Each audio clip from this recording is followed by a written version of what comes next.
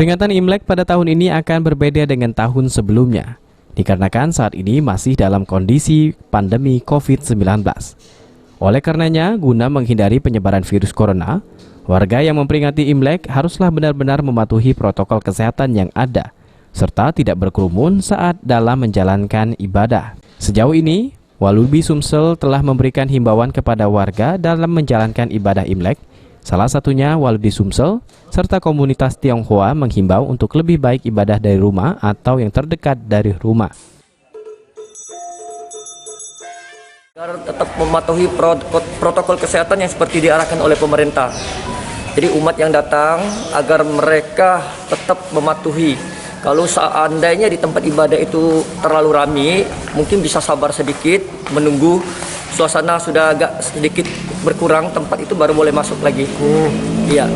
Terus juga kita ada himbauan tidak sama warga supaya tidak beribadah di tempat lain, di rumah saja atau seperti online gimana baru? Tetap himbauan itu juga dari Walubi juga sudah ada himbauan bersama beberapa komunitas Tionghoa ya, dari tokoh agama maupun dari tokoh masyarakat. Himbauan kita juga sama seperti pemerintah, bahwa kalau memang bisa ibadah di rumah itu lebih bagus.